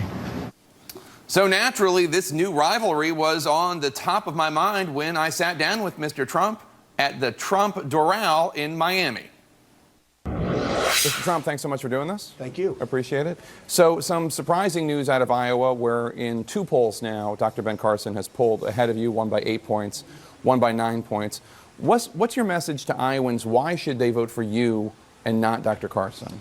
Well, first of all, I was really surprised to see it because 3 nights ago I was in Iowa. We had a packed house. We had 4,000 people, and it was a love fest. And I've done really well with the evangelicals and with the Tea Party and everything, and I just don't understand the number. But you know what? I accept the number. It means I have to work a little bit harder in Iowa. I think it's just the same. I mean, I'm going to make our country great again. We're going to do trade pacts that are incredible instead of, like, incompetent, because what we have right now with China, with Japan, with everybody is just incredible. And nobody's going to be able to do what I do in terms of making our country wealthy again so we can do all the things we want to do, including the military and the vets and taking care of people. So I'm just going to have to work a little bit harder in Iowa. I was very surprised to see the numbers. You know, I had a lead, and it sort of flip-flopped a little bit with Ben Carson. And I like Ben, but he cannot do with trade like I do with trade. He can't do with a lot of things like I do. So we'll just have to see what happens. So, yeah, that's Donald Trump's reaction to the State of the Union being competitive, and he's also trying to bring down Dr. Ben Carson's numbers on his inability to deal with big trade negotiations, et cetera, et cetera. And then I actually want to show one clip of Donald Trump saying things about super PACs that I almost entirely agree with. This is, when he talks about campaign finance and the way these big donations are affecting our politics. And, some people think I'm not against big money in politics because I don't favor a constitutional amendment to overturn Citizens United. But I do think that there's a big problem with money in politics. And one of the problems is that we need public financing of campaigns. But another problem is that the FEC is really broken, so there's no enforcement of the laws against candidates coordinating with their super PACs. And that is what Donald Trump is actually talking about in this next clip from CNN's State of the Union. Jake Tapper asks him about how he's disavowed the super PACs that have been raising money in his name, and he's talking about, or he's asked other candidates to also disavow their super PACs.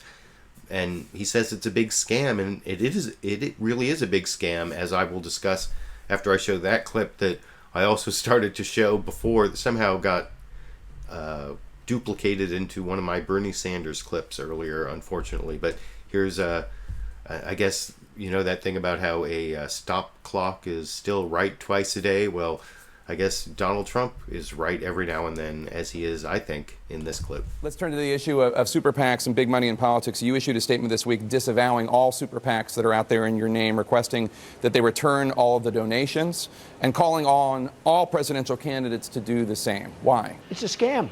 It's a big, fat scam. These super PACs are a disaster. I think they said 9 or 10 super PACs were set up in my name. I don't even know who these people are.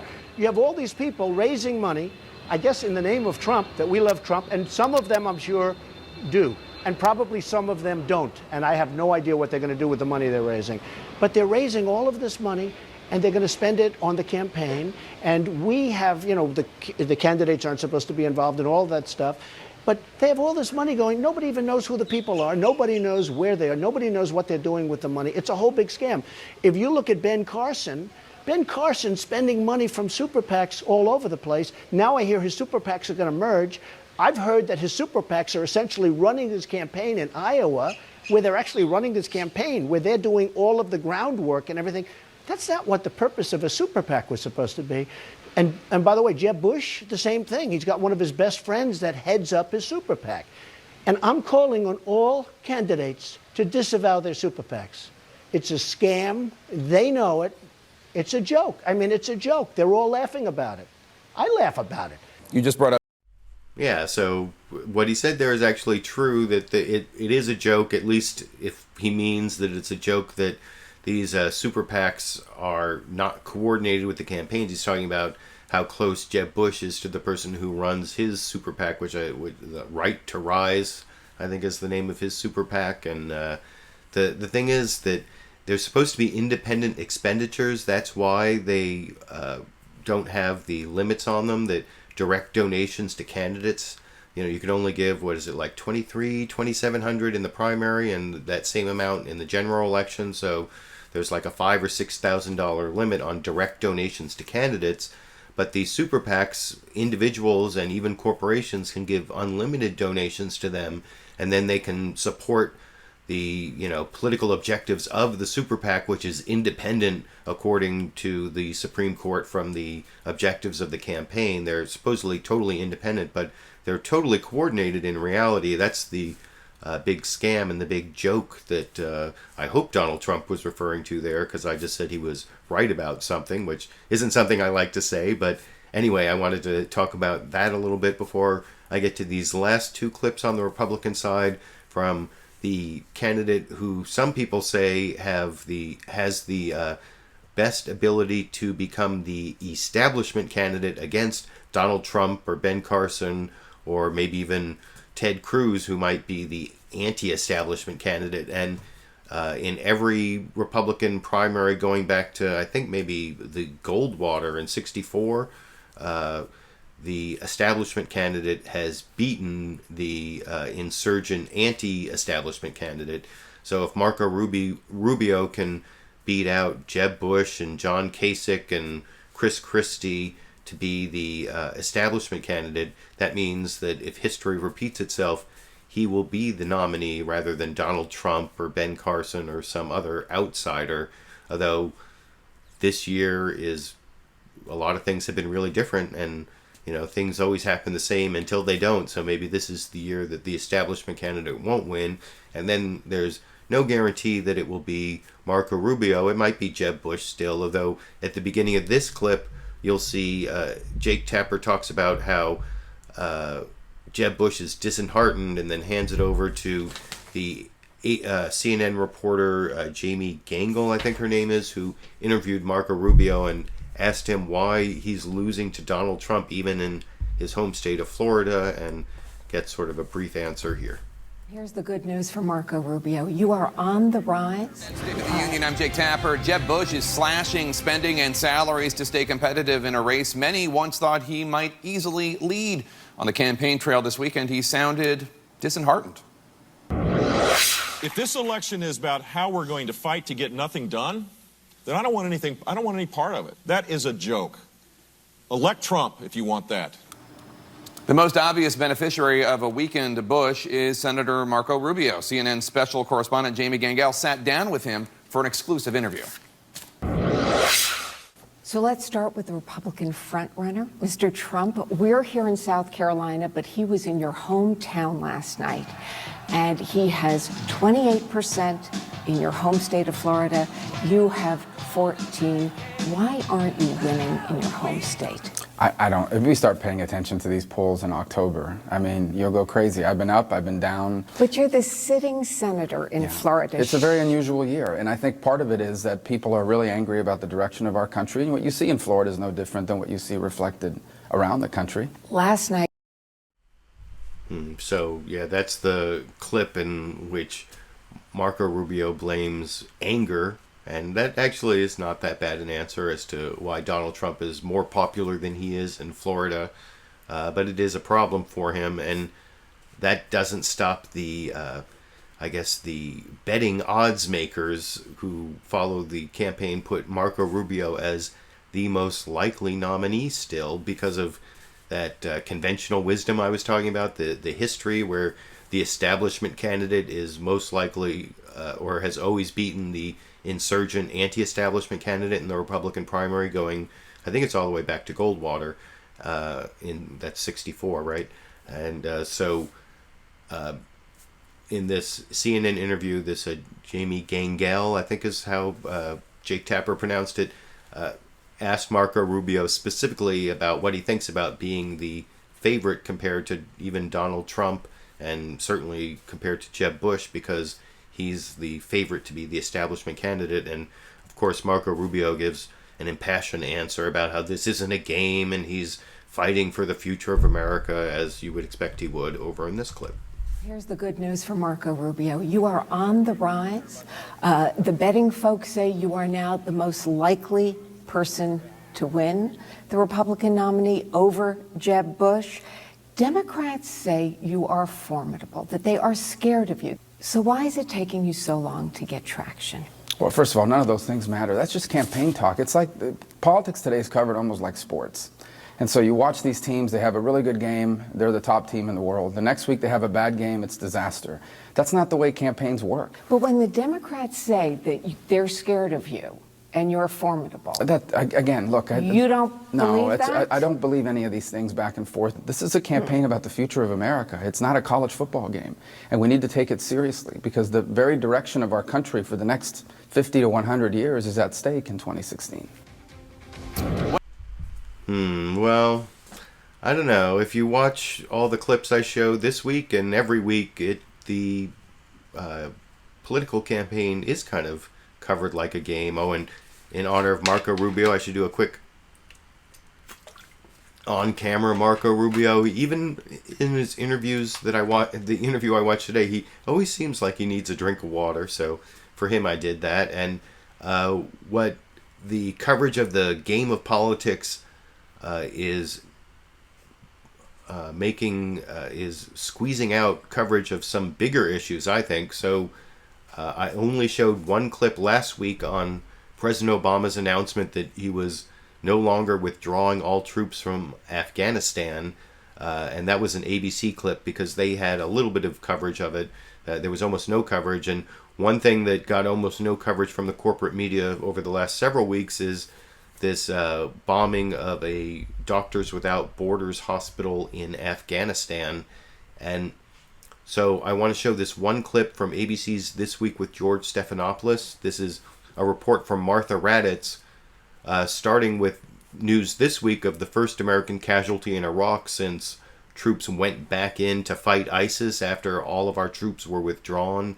Well, we have our first casualty in our non-combat role fighting ISIS, which is what George Stephanopoulos emphasized turning over to Martha Raddatz reporting. And this is a really long report, over a little over 5.5 minutes, but I want to show it because I've talked about Martha Raddatz's role as a reporter before on my show as to her closeness to the military and the way that gets her some really good information you don't hear on other shows, but also in some ways makes her a messenger for the military. She gives their narrative on a lot of subjects, and this report, I think, is really designed to get Americans to support at least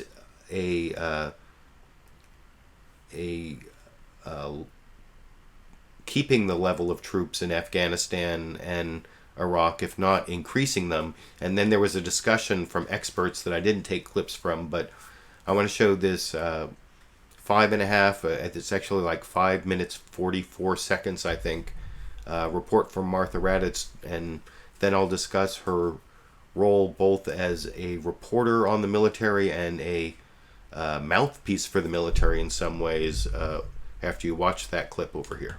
First American was killed since the battle against ISIS began last year. That death comes despite President Obama's claim that Americans would not be involved in a combat role on the ground in Iraq or Afghanistan. And our chief global affairs correspondent Martha Raddatz was there this week to see what that non-combat role really looks like. This dramatic video taken by Kurdish Special Operations Forces shows that deadly, daring raid and the freeing of hostages, one after another. 5 U.S. helicopters carried Kurdish troops and 30 U.S. Special Operations soldiers to the ISIS-held facility. A firefight broke out. Delta Force team leader Joshua Wheeler playing a pivotal role. Up to 20 ISIS militants were killed and 70 hostages rescued. But Master Sergeant Wheeler, a highly decorated father of 4, was shot dead. Wheeler had survived 14 tours in Iraq and Afghanistan, but it was this train and assist mission, a mission that was not supposed to involve combat, that ultimately took his life. That is an inherent risk that we ask people to assume. Again, it wasn't part of the plan, but it was something that he did, and I'm immensely proud that he did that. The train and assist mission in Iraq is much the same as the one President Obama described for Afghanistan earlier this month. Our troops are not engaged in major ground combat against the Taliban.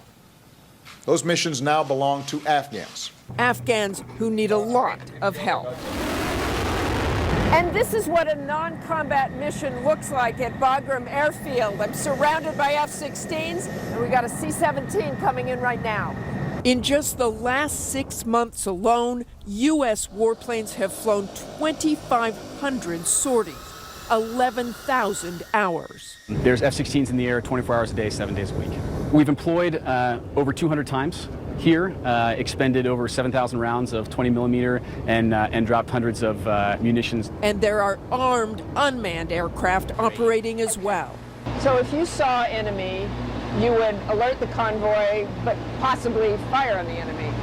If we needed to, yes ma'am, we would. And the biggest threat, the IED, homemade bombs. The number just this year, astonishing. Actual IED events, probably around the 5,000 range. Klaus's team now training Afghans to counter those IEDs, the calling card of the Taliban. The group still a major presence here after 14 years of fighting. General John Campbell is the commander of the mission in Afghanistan.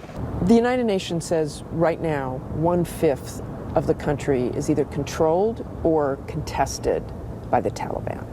The Taliban have been fighting. This has been a very, very tough fighting season. Campbell has had to deal with these threats, even as the U.S. has been drawing down troops. You're down to about just a couple of dozen bases from how many before?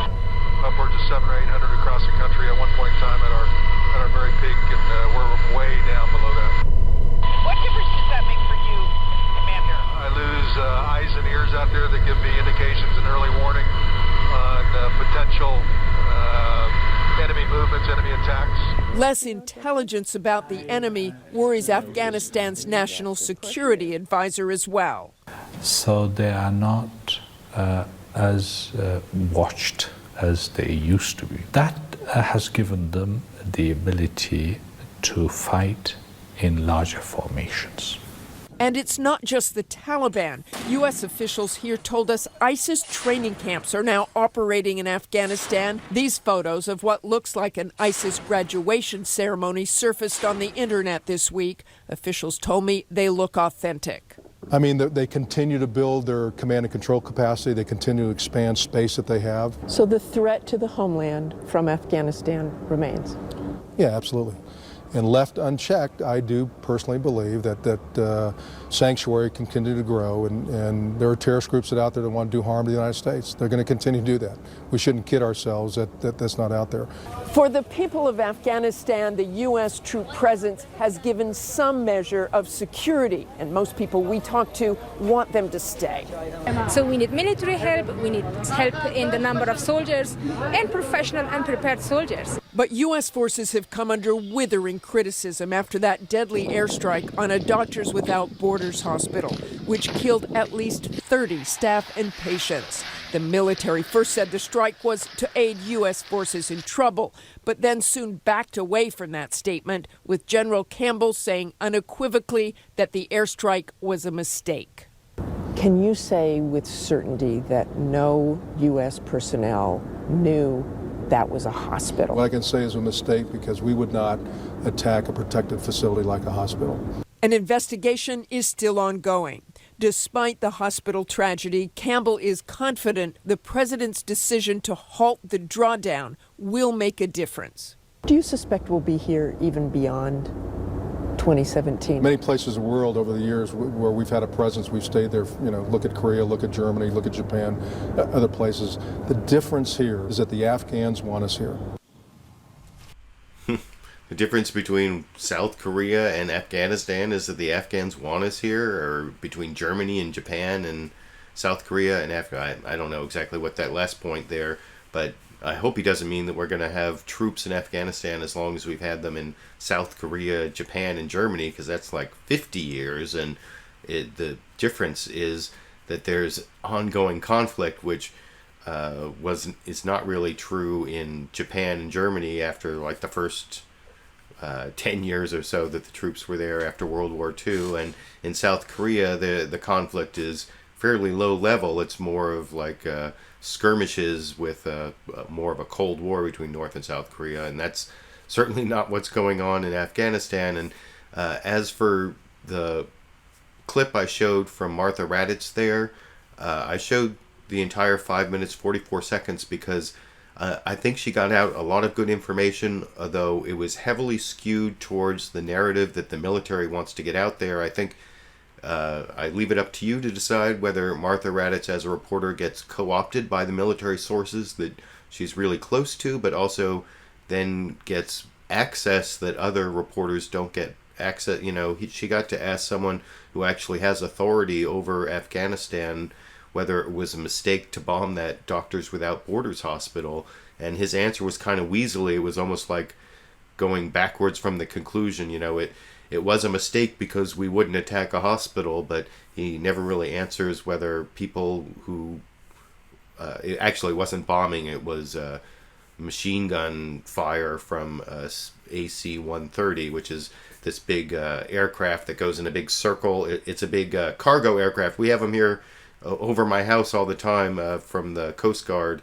They do firefighting and stuff. I think they're Coast Guard doing firefighting in the Northern California, even though I'm not near the coast. They're these really big, you've seen, they're like the biggest aircraft almost in the Air Force, and they can put like tanks in there, but they can also put take a big circle around a target and open the side door and shoot this big like machine gun, and they can really devastate an area, which is what they did to the hospital. It wasn't bombs, it was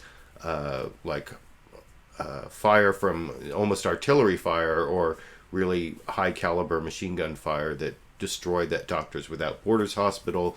And anyway, Martha Raddatz was in the position to ask the question and get that kind of weaselly answer that where he never really said that the people who fired on it didn't know it was a hospital, and there's an ongoing investigation. Anyway, it's an important issue, and it gets kind of squeezed out by all the political reporting. I wanted to show you that last clip, and you can let me know what you think about Martha Raddatz and if she is more of a good reporter with access or a co-opted reporter giving the military narrative. I actually think that she's more of a good reporter with access who sometimes plays mouthpiece for the military as sort of, I don't know if it's a trade or if she just identifies with the people she covers, or anyway, you can let me know what you think down in the comment section. And that was the last clip for the show tonight. I hope you appreciate all the clips I picked out for you. I appreciate all of you who support my show by watching live. I think there were about 150 of you, even though it was an early show. Those of you who watch as a recorded show, and just the views and the comments and sharing it on social media. And of course, I especially appreciate those of you who support me on Patreon. I have a link down to support me on Patreon, or the clip list is also on a public Patreon page, so you can get to my Patreon page and become one of my patrons, so I don't have to depend on YouTube ad revenue that sometimes they take away when I cover things like the war in Afghanistan, because conflict coverage is not advertiser friendly, supposedly. Or if you want to give me a direct donation, there's a little link to support me, fan funding, not as a live show but as a recorded show. You can click right there and give me a direct donation to support the show if you have the funds and you want to support the show. If you don't have the funds and you just want to watch and comment and share, I also appreciate that, as I said. And like I also said, I hope you appreciate the clips I picked out. I'll be back next Sunday, maybe not quite as early, to pick out the best clips from the Sunday morning news analysis shows. I'll also have some Bill Maher clips next week for real political comedy, not just the Fox News bias comedy that I talked about at the beginning. And hopefully I'll have time this week to put up some video in between the live clip roundups. This last week I had to put together this ACLU presentation on our new myschoolmyrights.com website, and I did a couple high school presentations, and anyway, it took up a lot of my free time. But hopefully next week or this upcoming week, I'll have time to put out at least one video during the week. If not, or even if I do, I will be back next Sunday, probably around 6 p.m. Pacific, which is Greenwich Mean Time minus 7 hours. I think it's daylight savings time, so maybe that'll switch around. I can't tell you for sure, but I will be here, and I hope you'll be here live or recorded, and we can watch the news together, and I can watch your comments, and you can, after you see my commentary and the clips. And until then, I guess I'll be seeing all of you around the internet.